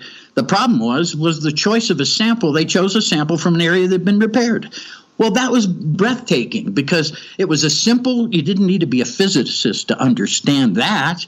And all the other, for those 12 years, everybody was trying to come up with some reason why radiocarbon dating was wrong. Well, radiocarbon dating generally is pretty accurate. And everybody knows that. Any scientist will tell you that. So there had to be another explanation, and it took 2 non-scientists, Joe Marino, a former Catholic priest, and ultimately his wife, Sue Benford, for them to come up with an answer that really solved the problem, solved the mystery. Why did the carbon dating come out as erroneous it was? Because there's now peer-reviewed science that proves that the sample they chose was inappropriate and did not represent the main body of the shroud cloth. So we owe a great debt of gratitude to Joe Marino and Sue Benford for their work. And then I hooked them up with Ray Rogers, the head lead chemist on our team, who considered them the lunatic fringe, as he called them. And he said, these aren't even scientists. Why are you publishing their work? Because I published their paper on shroud.com. And he said, I'm going to prove them wrong. And he said, I still have some materials in my safe. And he said, I'll call you back in 5 minutes. About an hour and a half later, Ray Rogers called me back, much more sedate and quiet. He says, I don't believe it, but I think they're right. He had found the dye that had been applied, the rose madder dye, in a gum Arabic base. He found cotton interwoven with splices in between. That is nowhere else found anywhere else on the shroud, and there's no cotton elsewhere on the shroud. If you go back and look at Jewish law, anybody of high stature, and this is right out of the Old Testament, anyone of high stature must be buried in pure linen raiments. No mixing of the kind, something that many of my Christian brothers and sisters are familiar with. That means there couldn't be any wool or cotton interwoven with the linen, yet we find cotton interwoven in that little one corner. Why? Because cotton is very easy to dye, and linen is much more difficult to dye. And I think many ladies who are listening who have ever dyed any clothing will know that cotton's easy, you just do it. Where with linen, you have to use chemicals to prepare the linen to accept the dye. It's called a mordant. So what we have is an area of the cloth that had been manipulated so well that it fooled the eyes of the people who chose the sample. And from a scientific standpoint, I've heard from many scientists that using only one sample is not good science, that you need to have at least one other place on the shroud. A piece should have been taken from another corner somewhere else just to have a point of comparison. They never did that, so they're basing all this on a single sample taken from one little corner. Amazing. And I agree with you. They should have, taken it from another part of the shroud. Now, for those of you listening, Barry's website is www.shroud.com. That is the internationally recognized Shroud of Turin website, the oldest, largest, and most extensive shroud resource on the internet. Now, Barry, it's a couple more questions I have, and they're frequently asked questions. In fact, I saw a couple of them on your website, and I've heard people ask, myself. Sure. The Bible says that Jesus was wrapped in cloths, plural. Correct. So the shroud being only one piece of cloth, how do you explain that aspect of it being one piece of cloth, but Jesus was buried in cloths, plural? Sure, it's real simple. When Jesus died on the cross and was removed from the cross, as we still do to this day, they put a small cloth over his face, a head cloth or a face cloth, sometimes referred to as a napkin, that was a much smaller piece of cloth. It was wrapped around his head. It contained blood and probably pleural fluids from his lungs because he was in great distress physically. And that piece of cloth would have been removed once he arrived at the tomb. They would have removed that cloth, and Jewish law says if it's got blood on it, it must be buried with the body. And so that would have been set aside, and then his body prepared and wrapped in the burial shroud, which of course is what we call the Shroud of Turin. So the fact that there are two cloths is absolutely consistent with both the Gospels and what was done to Jesus, and very consistent with the first century Jewish burial. Also mentioned in the Gospel are linen strips. And why were they mentioned? Well, if you bind a body into a cloth the way the shroud is, and you don't actually wrap some strips around the body and cloth to bind the body within the cloth, when you move the body, the cloth's just going to fall off. So were visible there in the empty tomb, along with both cloths. And ironically, the second cloth has also survived. It is in Oviedo, Spain. It is called the Sudarium of Oviedo. I've actually been to Spain, and they've shown it to me. It does contain blood and fluid stains, and ironically, some of the blood stains on the Sudarium are matching the blood stains on the shroud. Same shape and size, consistent with the same set of wounds. So I believe that for my Christian brothers and sisters who read that in the Gospels and think that disqualifies the shroud, actually it doesn't disqualify it at all. It's even more accurate and more consistent because that would be a typical first century Jewish burial of someone of high stature. And we know that the cloth was provided by Joseph of Arimathea. It says so in the Gospels. Joseph was a wealthy man. They don't tell us much else about him, but we know that. This would have been an expensive piece of cloth in the first century, probably came in from Syria on the back of a camel in a caravan because they didn't make these fine herringbone woven cloths in Jerusalem area, but just up a ways in Syria they did. Now, by today's standards, Syria is right next door, but in the first century it would have been a long camel ride. Because we didn't have, fancy roads and fast means of transportation. So it would have been imported and consequently more expensive to begin with and of a higher quality than was typically used for your average burial, but very consistent with what Jewish law requires. So why is the shroud not exhibited more frequently than it has been? So you're asking a Jewish guy to answer something that the Catholic Church controls. Yeah, of course. I'm smiling. Look, one of the problems is this, especially in this day and age, there's always fear of somebody coming to harm the cloth or damage the cloth. When the shroud was publicly displayed in 2015, the security was the highest it's ever been. I've been there 5 different times to see it, starting in 1978. And the security was the highest. They had drones flying around. They had cameras everywhere. They had armed military people with big guns walking around. And, they had a very secure queue to get into the cathedral. So their big concern is potential harm to the cloth, but just bringing it out of its protective case and putting it on public display exposes it to the air of Turin, exposes it to light, all of which could be harmful to the cloth. And, of course, when several million people show up over a few weeks in Turin, the logistics of that is expensive. They have to have thousands of volunteers, traffic control, queue control, security. So the cost to put it on public display is very high. And so they do it, historically, was about 4 times a century, every 25 years or so. In more recent years, the popes, who are now the legal owner, the living pope is now the legal owner of the shroud, so he can decide to show it any time he wants, and both Benedict and Francis have actually had public showings before this next scheduled one, which is in 2025 and marks a Holy Year of the Catholic Church.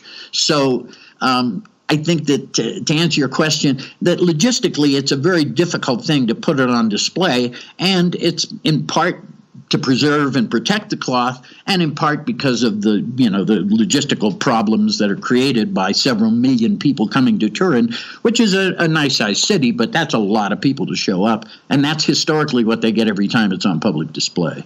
Well, another question I had, and it seems kind of silly, but it is a question that a lot of people seem to have, is about the length of the hair. There's a scripture reference in Corinthians. Yes. In fact, it's 1 Corinthians 11, 14, and 15, it is, where it indicates, the nature itself teaches us that it's a shame for a man to have long hair, yet the image on the shroud is shoulder length to longer hair. So could you give the listeners maybe some of your insight on that, about the length of hair worn during that time? That is one of the most common reasons why some Christians are shroud skeptics, because of that 1 Corinthians passage. So I have to point out to people, okay, that's exactly what it says in the New Testament. When was that written? About 20 years after Jesus' crucifixion. That was a rule that wasn't written at the time of Jesus, so it didn't apply to him. Jesus followed the rules of the Old Testament, the laws of Moses, which required Jewish men to have long hair and beards. And to this day, if you go to a Hasidic or Orthodox Jewish community, you'll see all the adult males have long hair and beards. That was required. So Jesus followed the Old Testament laws. The New laws hadn't been written at the time of his death. So I understand why people, bring that up, but it didn't apply to Jesus. Interesting. I kind of found that out looking through your website, and I found some very interesting questions, like I said, that I've heard people ask before. So I definitely wanted to bring them up to my listeners. Well, I'm glad you did. Yeah, because I believe the shroud is authentic, personally. So sure. I want my listeners to hear why they should also consider the shroud as being authentic for those of them who do not. Now, I'm sure that you encounter a lot of opposition from people about this. Oh, yeah. Sure, regularly. And by the way, as far as that issue that we just discussed, it's such a common issue that Houston Baptist University approached me to write an article, and I decided to write one called 5 Reasons Why Some Christians Are Shroud Skeptics. So if you go to shroud.com and just type 5 reasons into our search engine, it'll pop it right up and you can read it.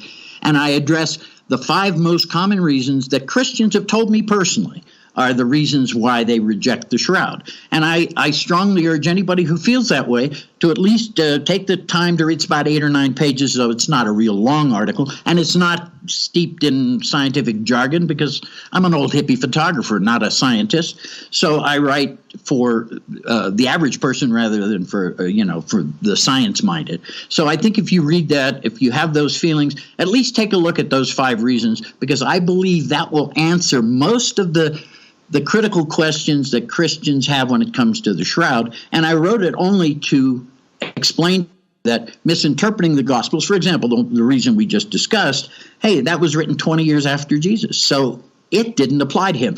Anything after that, certainly it would apply to. And, to this day, even though I happen to have long hair like the man of the shroud, but even to this day, there are many people who look down upon long hair on men. And I understand that. But at the same time, that particular one and many of these other facets really didn't apply to Jesus. Interesting. I'm glad you explained that for everybody. And how do they find that on your website again, those 5 questions? Yeah, it's called the 5 Reasons Why Some Christians Are Shroud Skeptics. And we have an internal search engine on the front page of the site and on our library page. So it searches only within our website because it's so massive I could no longer find what I'd put there myself. And so by using that, just type 5 reasons, and that'll be enough, and hit the button, and it'll give you a list of things, and the first one should be that particular article, which, as I say, for anybody who has these doubts, my hope was to at least give them some answers to these questions that are valid questions, and hopefully answer that so that they'll understand that the shroud doesn't violate anything in the Old or New Testament. Yeah, I see some of them here, some of the concerns, like number 1, you have the shroud as a graven image. Right. And then you've got the shroud as just another Catholic relic. Yeah. Number 3, the Gospels state that Jesus was tied with linen strips. Right. Number 4, the man of the shroud has long hair, which is forbidden in the Gospels. And finally, number 5, the prophecies say the man's beard was plucked. So for those of you listening, those are 5 questions that Barry addresses. And you can find that on his website, but he also has a list of frequently asked questions available on his website as well. Now, one more thing I wanted to ask you about, because the shroud is the most intensely studied artifact in human history in terms of the amount of hours that has been spent on research. And the majority of evidence points toward authenticity. However, many people tend to discount that because they don't want to encounter something that might upset their own beliefs. And I'm sure there's many other reasons. So sure, but that's a good one. That's a very common one. I've heard that. This is, think about this. If you're an atheist and now all of a sudden we have evidence that everything it says in the Gospels that was done to Jesus is now supported forensically by the Shroud of Turin, well, that can be very challenging to somebody who's either an atheist or someone who really wants to reject all this. So, they have to deny it. And I hate to say it, but, that's not unusual. People will often deny evidence that doesn't go in favor of their particular belief system. So I understand that. And look, I'm not trying to convince anybody of anything. I had a gentleman come up to me after one of my lectures up in Vancouver, Canada, and he said, "Oh, it's a great lecture." He said, "Mr. Schwartz," he said, "but you'll never convince me." And I looked him right in the face and I said, "Excuse me, but what makes you think I even care what you believe? That's between you and God. Take it up with him." Because I like that answer. That's so true. Yeah, it's like, who am I to tell somebody what to believe? So it's not my place to tell people what to believe. I can talk about a piece of cloth and the evidence and even what it means to me and what impact it's had on my life. But I can't say that anybody else should feel the way I do. That's why we put shroud.com up there with all the data. So anybody who really wants to examine this up close and personal, you can go there, you can study it. I'll tell you what, pack a lunch. The reason I had to put the search engine there is it's gotten so huge after 21 years, I can't find anything without that search engine. So you can use that, and I believe that the evidence is strong enough not so much to change anybody's mind, but to open their minds to the possibility that this is the real thing. Well, one more quick question before we go, because we're about out of time. Sure. I've read many articles about how the image, I don't know the right word to use, seemed to be almost burned into it somehow. And a lot of Christian people feel like that was the Holy Spirit, the Spirit of God. What can you say about that, or what can you share with the listeners about how this image seemed to have been burned into the cloth? Well, one of the possibilities that we examined, because it was a theory proposed by a very well-known shroud skeptic whose name I won't mention, but one of his theories was that, they made the shroud by taking a metal statue, a sculpture, if you will, heating it up and laying the shroud on it to scorch the image onto the shroud. Well, since that was a very popular theory circa 1978, we took with us a series of tests that basically it's called ultraviolet fluorescence photography. And basically what we did was we hit the shroud with ultraviolet, very narrow band ultraviolet light, and photographed it through filters that only allowed the fluorescence of the cloth and the image to hit the film. Well, that fluorescence ultimately proved that the image of the shroud was not a product of high temperature because, remember, the shroud was in a fire in 1532. There are documented scorches and burns running up both sides of the cloth. Every scorch on the shroud that's a product from the high temperature event fluoresced in the red as expected. The image on the shroud not only didn't fluoresce, it actually blocked or quenched the fluorescence of the background of the cloth, which is kind of a pale yellow-green fluorescence that the cloth gives itself. The scorches were all fluorescing in the red, the background in the pale green. The image not only didn't fluoresce, like I say, it blocked the fluorescence of the background. The image on the shroud is not the product of a high-temperature event. Well, I am very happy that you explained that, too, because that's one interesting thing that I've heard about that I was always interested in was about this image being burned into it. And I think if it wasn't by heat, and some people say, okay, perhaps it was an intense light. And of course, light is mentioned both in the Old and New Testaments, really.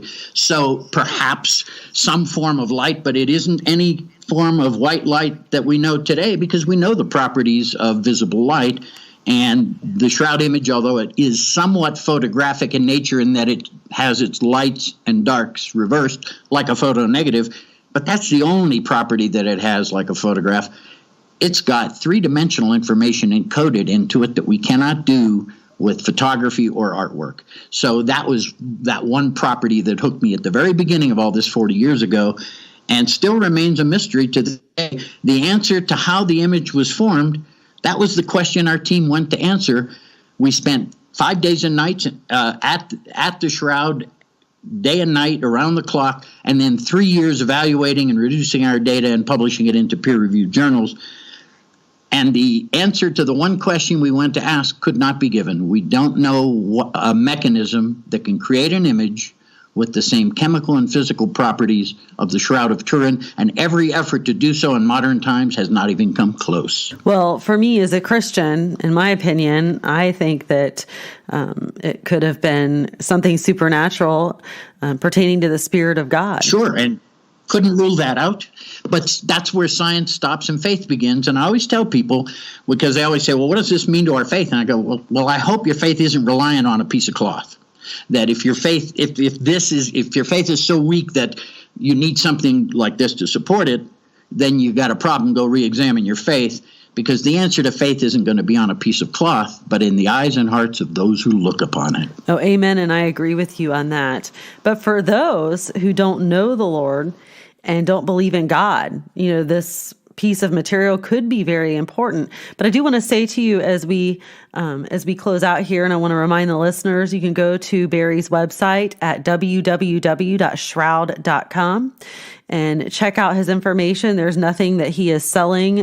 This isn't a promotion for an item or anything. That's correct. We just want you to check out this information and have the correct information, because there are a lot of rumors and misinformation and skepticism on this matter. In fact, I used to believe the shroud was fake until I came across an article about Joe Marino's work. And Barry just mentioned him a while ago. And that is what really caused me to look deeper. And there was a lot of information I found out that I had been wrong on. And Joe came across an old video of mine stating that I thought the shroud was fake, and that's how I became friends with Joe. And then Joe hooked me up with Barry. So very interesting. Be sure and check it out, www.shroud.com. And Barry, before we close out here, do you have anything else that you feel is important, just real quick, that you would like to share with the listeners? The only thing I would say is this, that if you have any inclination to think that this might be some kind of fake or forgery, take a little time, go to shroud.com. We're not selling stuff. There are no ads, so there's no flashing, stuff in your face. Take some time, ask the questions, look at the questions that are already answered and look at the ones that remain unanswered, and then look in your own heart and ask who would create something that defies 21st century imaging science, the most image-oriented era of human history, and we still don't know a mechanism that can make an image like this. Yeah, and for those of you listening, the website is extremely extensive, and if you're really into the shroud and you find it interesting, you could spend many, many days on his website because he has put so much time into this.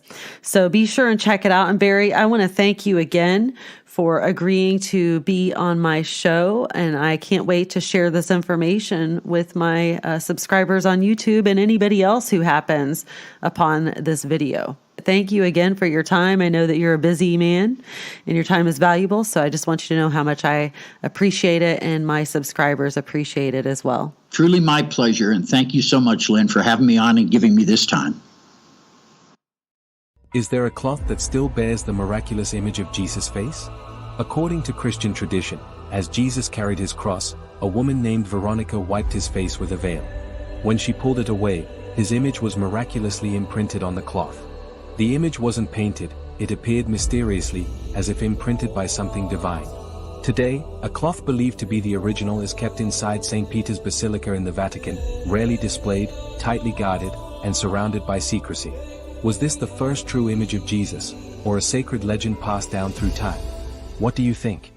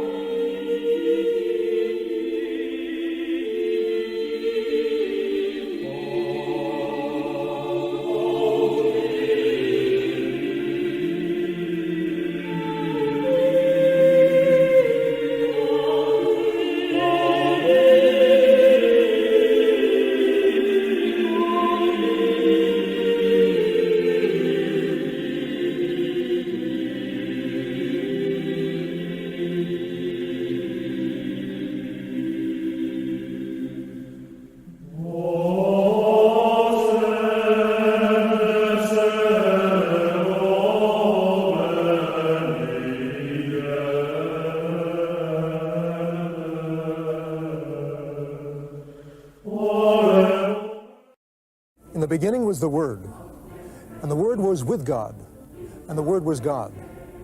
And the Word became flesh and dwelled among us, and we beheld his glory, that glory as of the only begotten of the Father, full of grace and truth. Words like these have been the words that have inspired the artist up through the centuries to portray the face of Christ. Let's go back into some of that history and scripture as the artist speaks about our Lord and Savior, Jesus Christ.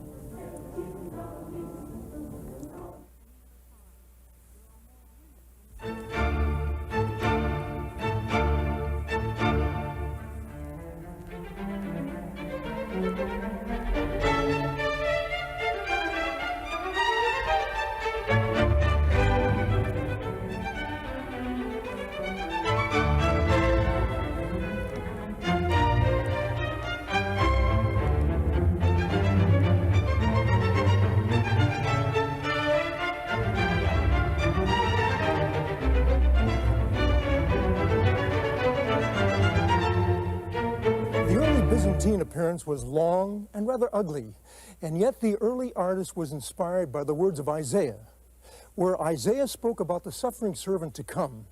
In his 52nd chapter, Isaiah said that this suffering servant, this Messiah, would suffer a beating so that his form would be marred more than all the sons of men.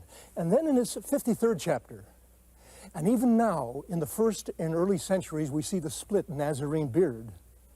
The 53rd chapter spoke about the despised man, abject among men, a man of sorrows he would be, as if it were a root that would not bear fruit through the seed that was planted upon it or dropped upon a dry ground. There would be nothing about his appearance that would make us desirous of him. If you can imagine the words prophesied by Isaiah, this Jesus would eventually be beaten and battered so that we couldn't recognize him any longer. And these are the very basic scriptural pieces that inspired the early Byzantine artist. Let's now move further to capture the Eastern appearance where it really began.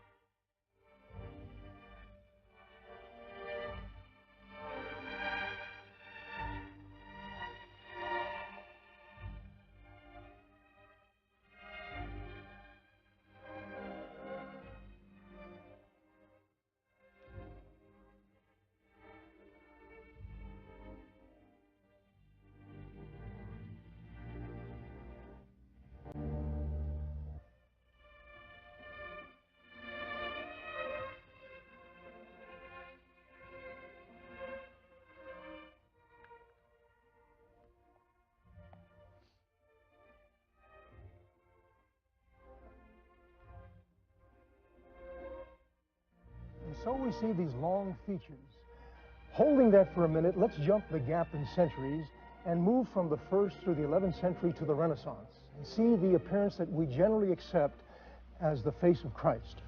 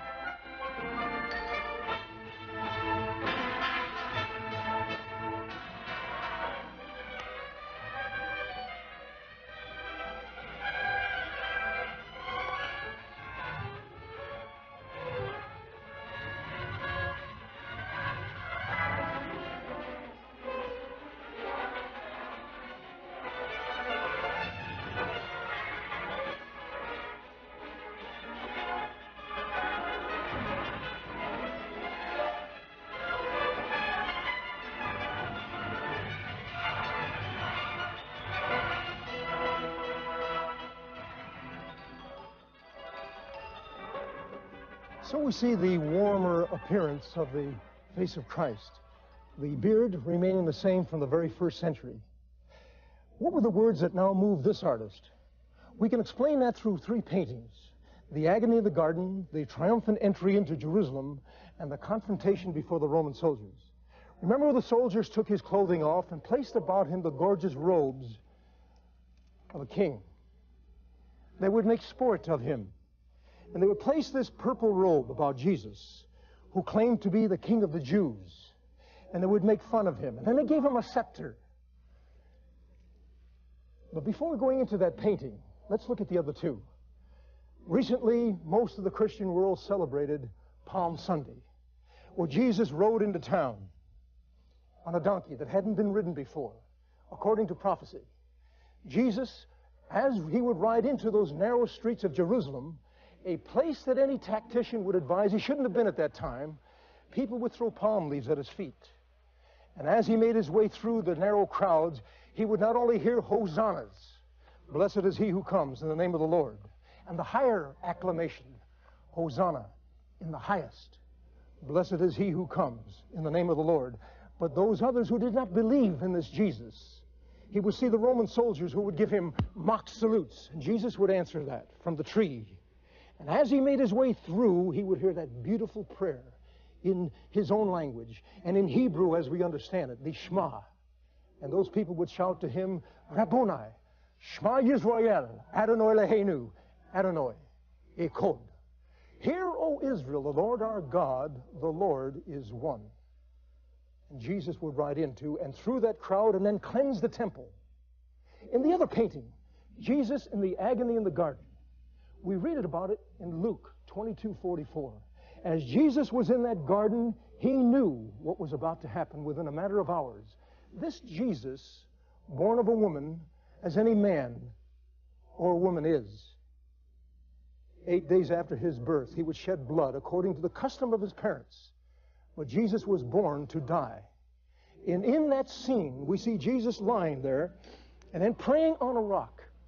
Some of the apostles were not awake at that time. And as he sweat, Luke, the physician, tells us, after the fact, after he had gathered the evidence, Luke wasn't there at that time, that his sweat turned into giant droplets of blood. And that's when he began to die medically. Jesus would then look up into a beam of light, and the artist Hoffman portrays this scene. And Jesus would say to the Father, let this cup pass. Let me out of this moment, but let not my will be done but thine. And the artist can relate to him because Jesus prayed that prayer. And even after that prayer, he could hear the tinker of armor as one of his own would arrest him and give him the kiss of death. And then in that giant painting, the confrontation scene before the Roman soldiers, we can see the centurion, the commander of the guard. We're told about it in Scripture that it was known as a cohort. Jesus at the cohort, a battalion of men, 900, 1,000, 1,200 men. And coming off his horse, the commander would make sport of him. And he would place a blindfold around the eyes of Jesus. After all, they heard about these great tricks and miracles he had performed. And all he had to do at that time was to prove and convince the cohort, the Roman soldiers. And so in front of his own men, he would ask Jesus to play a trick. Come on, Christ. You know, you've been around Judea. You've heard about all these prophets who heal people of leprosy, and then a month later or something, the leprosy comes back. Are you one of those prophets, Christ? Tell my men, because we haven't seen these great tricks. How many of you men have seen one of these tricks that Jesus has played? Just say, Christ. None of them. Nor I. Come on, Christ, how was it? Well, you're a young man. You're like the rest of us. You know, Christ, you don't have to go to Herod and be a politician. Tell us about that blind man along the road. They tell us that when he was there, you actually healed him. How did that go, Christ? Hey, Christ, can you see through that blindfold? Come on, Christ, if you're the king, you can see through a mere blindfold. On this side, Christ. Who was it that spit on thee? Was it me? One of my men? 6 of them? How many of them are here, Christ? Thy reed, O king. Can you see thy reed? Which way do I hold it, O Christ? Straight up and down? Crossway? Come on, Christ. Speak to us. Play some kind of a trick. Look through the blindfold. On this side, Christ. Who smote thee here? And on that side. And on that side. Can't you see through a mere piece of cloth, and this foolishness would go on. But Jesus didn't say one word, and they would remove the blindfold and let him go. We'll see what your own will do. And they would release him to the mob at the Praetorium. At that time, they would fashion a crown of thorns. And then, according to law and custom, Jesus would be scourged. Paul spoke about these stripes, 40 stripes minus 1, according to the law. In this setting, would the soldiers actually count the 39? Jesus then would be delivered up. He would carry that cross some 800-900 yards to Golgotha, the hill of skull, Calvary. And when they got him there, they would crown him with a crown of thorns. And they would crucify him. Oh, the Persians invented it. But the Roman soldiers were quite expert at this. And so then we see these scenes through paintings. We referred back to it in Scripture. Jesus fulfilling every iota of prophecy.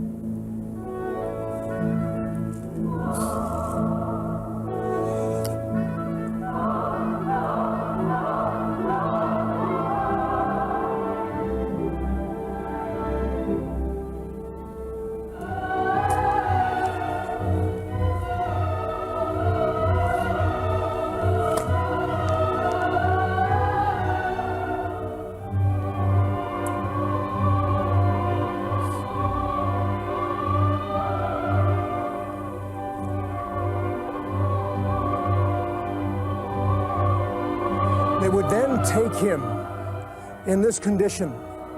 They would place him on a cross. They would fix him with nails in a special area in the wrist. They would drive these nails in his wrist, one down below, on a foot, overlapping the other. And Jesus didn't stand on the cross as some art would have it, like some kind of a king.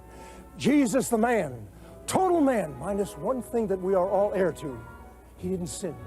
And on that cross, they wondered about this one. He couldn't exhale his air. And at that particular moment, Jesus would look up into the heavens and they became dark. He couldn't see the Father anymore. And he would rise, trying to exhale his air in this condition. And they could hear him.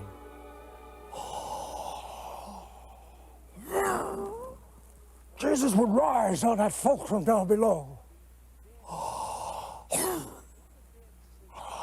Father, forgive them, for they know not what they do. And in the ninth hour, even then he could have been tempted. Come down, Christ, you don't have to go through with this. He would hear the adversary, Satan, spoken about in Isaiah 14:14. Jesus would rise again, and then he knew the Father wasn't there. And in his humanity, he didn't turn divinity on and off. Jesus would look up and shout something that they didn't quite understand. Eli, Eli, lama sabachthani. My God, why hast thou forsaken me? And at the very end, Jesus would say, but into thy hands I commend my spirit, and he would die. But Jesus, as he promised, came back on the third day. Not to be Jesus the crucified, but Jesus Christ the King, as he said he would, raising Lazarus from the dead, healing a woman, healing a blind man, nothing. Jesus came back, and he said he would come back again, the second time.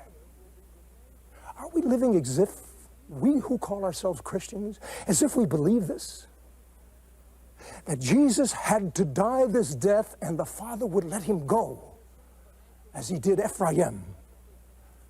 You're so bent on leaving me, he said in Hosea 10, that I must let you go.